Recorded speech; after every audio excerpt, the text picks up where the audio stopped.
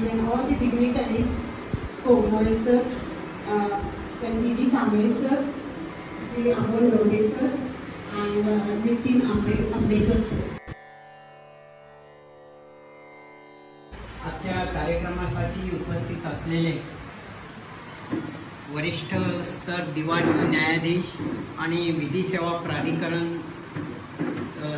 चे जिल्हा न्यायालयातील आदरणीय सचिव माननीय श्री जी कांबळे साहेब, त्याचप्रमाणे ॲडव्होकेट अमोल डोंगे सर, जिल्ह्याचे न्यायाधीशच आपल्या शाळेमध्ये या ठिकाणी आलेले आहेत. एक मोठी उत्सुकतेची बाब तुम्हाला वाटली असेल आणि नक्कीच आपण बघतो की न्यायाधीश हे कोर्टामध्ये असतात आणि बाहेर त्यांचं दर्शन मिळणं ही अतिशय मुश्किल गोष्ट असते. पण आज स्वतः न्यायाधीश आज तुमच्यापर्यंत इथं आलेले आहेत आणि त्याचप्रमाणे विधी क्षेत्रातील एक नामवंत वकील ॲडव्होकेट अमोल डोंगे सर ते या ठिकाणी तुमच्यासाठी न्याय क्षेत्रातील विषय घेऊन इथे उपस्थित झालेले आहेत. तर साधारण 88 सालापासून सर्वसामान्य जनतेला कायद्याची कलमं कोणती आहेत याची कल्पना असावी, त्या दृष्टीनं ही विधी सेवा प्राधिकरण ही स्थापन करण्यात आलं आणि त्यानुसार विधी तज्ञांच्या मदतीनं विधी साक्षरता ही समाजातल्या तळागाळापर्यंत पोहोचवायचं अशा तऱ्हेचा एक उद्देश सुप्रीम कोर्टाच्या वतीनं असा संपूर्ण देशापुढे निर्माण करण्यात आला आणि त्या दृष्टीनं ही चळवळ चालू आहे. आणि म्हणूनच कायदा क्षेत्रातील ज्या मान्यवर व्यक्ती आहेत त्यांच्या माध्यमातून वेगवेगळ्या वयोगटासाठी कायदा काय सांगतो या सर्वाची माहिती आपणा सर्व. We know today is the National Education Day. How to celebrate National Education Day? First upon, the first Indian Education Minister, Abdul Kalam Azad, Maulana Abdul Kalam Azad, his birthday today. So we are celebrating the National Education Day. Now education means, what is the education means? We know about the education. Education is a significant tools that provides knowledge, information, skill and techniques and enables that peoples who know that what are the rights and duties towards the family, society and nation. The last sentence which covered our legal literacy. The people enables to know that what is the rights and duties towards the society, family and nations. Now that last sentence, education, which covers the legal literacy. What is legal literacy? We are aware to their our rights and duties towards the family, society and nations. It's clear that last word which covers the legal literacy. You know about the Constitution, and that explains our preamble. What are the rights and duties towards our family, nations and society? Every person should obey their duties. Every person should execute their rights towards the society, towards the nations and the family, our schools. All these things are covered our legal literacy or the legal knowledge. Literacy means to provide the legal knowledge to the society, and everyone should understand what is the rights and duties towards our family, society and nations. Or daily lives of every education, your culture, your caste and to your position. Means you are the below 18 years age of the child. What is your rights in relating to the childhood life, in your education life? The first right is that right to education. It's very important and it is enacted granted by our nations, that is law, the right of education of the below 18 years of the children, or the free compulsory education of the children in primary education. You know about the national education policy, just which passed in our nations in 2020, and there has been improved in basis of our education curriculum activities. Now that formula, you know that 5 plus 3 plus 3 plus 4. You know about our principles. Now education changed the policy of our nations because the improvement of education, quality of education, affordability of the education and accountability of education. चला मी तुमच्यात येतो. चालेल? Legal literacy क्या? आता आपण याला एक वेगळा शब्द घेऊ. Legal literacy and camp. Legal म्हणजे काय? सांगा. कायद्यानुसार. काय? लिटरसी म्हणजे काय? यस, लिटरसी किंवा लीगल. तुला नाही विचार, तुम्हाला विचारतो. बरं, लीगलचा अजून कोण कोण काही अर्थ सांगू शकतो? कायदा. लिटरसी म्हणजे काय?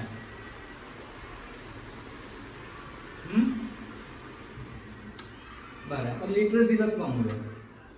मग आहे कॅम्प. कॅम्प म्हणजे कॅम्प शिबिर. शिबिर. बरं, दोन अर्थ, दोन शब्दाचा कळला. कायद्याचं शिबिर आणि मला लिटरसी. लिटरसी म्हणजे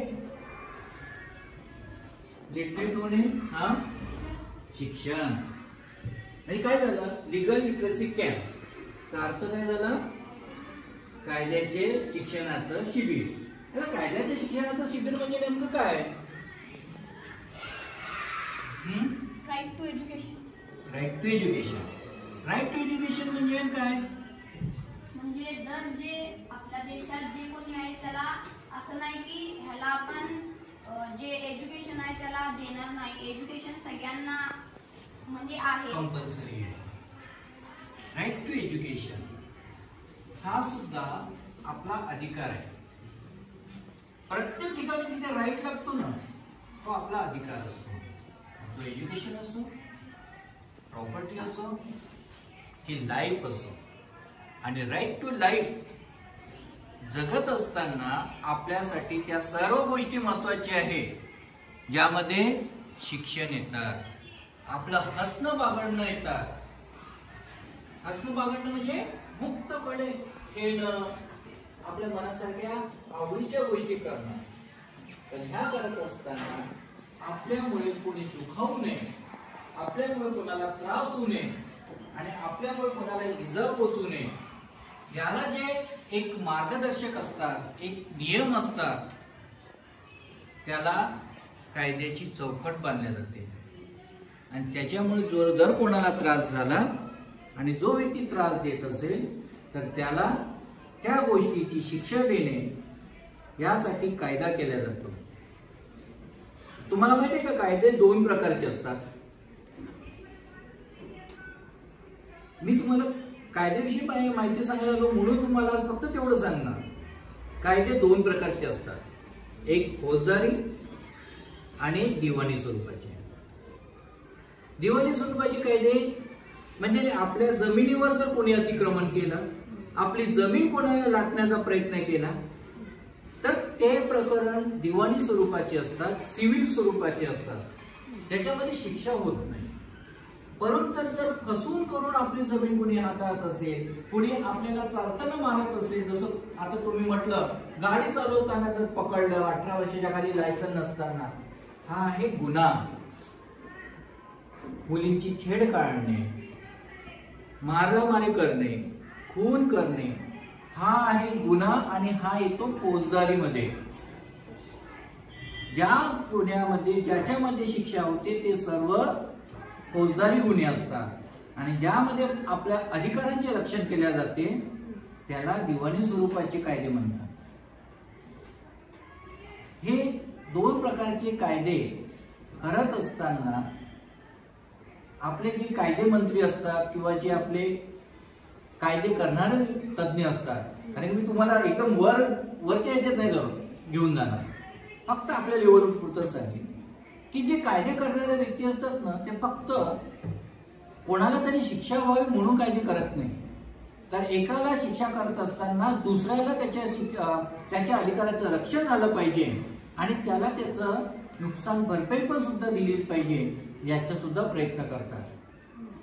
जर आज मला सांगा एखाद्या कुटुंबातील वरिष्ठ व्यक्ती म्हणजे आपल्या घरच्या आई वडिलांचं जर काही नुकसान झालं, म्हणजे ऍक्सिडेंट म्हणजे त्यांचा मृत्यू झाला, त्यांचा खून झाला, तर आपलं काय होणार? आपण बेघर होणार ना. आपल्या आई वडिलांना जर काही झालं, कर्त्या पुरुषांना जर काही झालं, कर्त्या आईला जर काही झालं, तर आपलं नुकसान होईल. मग आपली सांभाळण्याची जबाबदारी कोणाची? सरकारची. पण त्यासाठी सुद्धा कायद्याचा आधार आहे. जर आपल्या आई वडिलांचा निष्पाप खून झाला किंवा अपघातामध्ये मृत्यू झाला, तर त्यासाठी सरकारतर्फे नुकसान भरपाई दिल्या जाते आणि ते नुकसान भरपाई देण्याचं काम कायद्यामार्फत चालतात. आता मला सांगा, घरचे आपले कर्ते पुरुष गेले, कोणीच नाही आपल्याला सांभाळायला, मग तुमची केस कोण लढणार? पैसा नाही, काहीच नाही, मग कोण लढणार तुमची केस? कोण तुम्हाला मदत करेल? बोल बेटा. गव्हर्नमेंट. पण कशा पद्धतीने? त्यांनी ज्यांना लॉयर नाही आहे तर गव्हर्नमेंट त्यांच्याकडे लॉयर देते. कुठून? हा.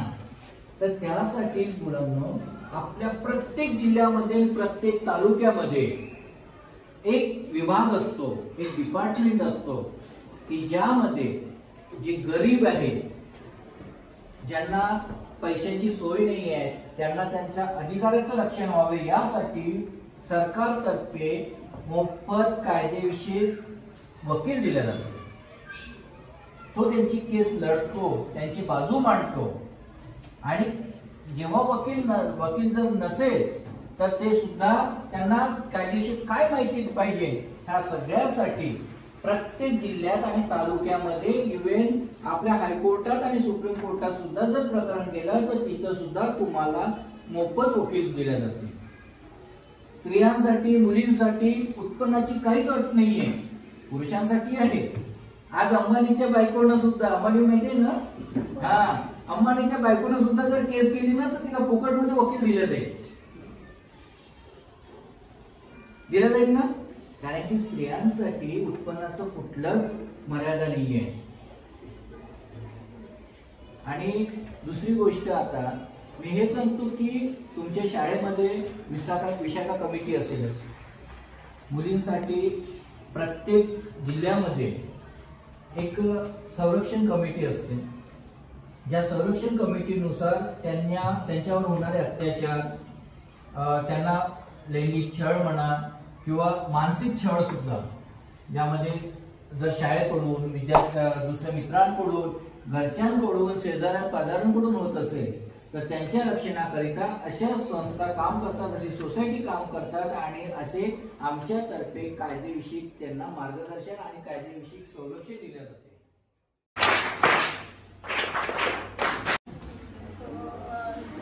Now sir has also given a good information and I think everybody understood what sir told because he has given it nicely in Marathi. Each and every point sir has explained you and really in this now at this time this is very much important for you to get such an information. आताच सरांनी शिक्षण किती महत्त्वाचं असतं, कायदे कसे पाळायचे, कोणत्या नियमांची आपण अंमलबजावणी करायला पाहिजे, कशा प्रकारे आपण फेसबुक, व्हॉट्सअप याचा वापर केला पाहिजे, तसंच कोणत्या गोष्टी कोणत्या वेळेत कोणत्या वयात केल्या पाहिजे याबद्दल अतिशय मोलाचं मार्गदर्शन आपले विजय कोगनोळे सर, श्री गी ग Kamble sir, advocate Amol Dombe sir आणि नितीन आंबेकर सर यांनी अतिशय मार्मिक शब्दात आणि मौलिक असं आपल्याला काय केलेलं आहे, मार्गदर्शन केलेलं आहे. त्यांचं अकुज चॅरिटेबल ट्रस्ट संचलित Akuj English medium, अक्कूज primary school यांच्यातर्फे मी खूप खूप आभार मानते. तसंच अक्कूज इंग्लिश मीडियमच्या फर्नांडिस मॅडम, अक्कूज प्रायमरीच्या अक्कूज इंग्लिश मीडियमचे शिक्षक, विद्यार्थी आणि पालक यांनी सुद्धा या कार्यक्रमात सहभागी झाल्याबद्दल तुमचंही सगळ्यांचं मनापासून आभार. धन्यवाद.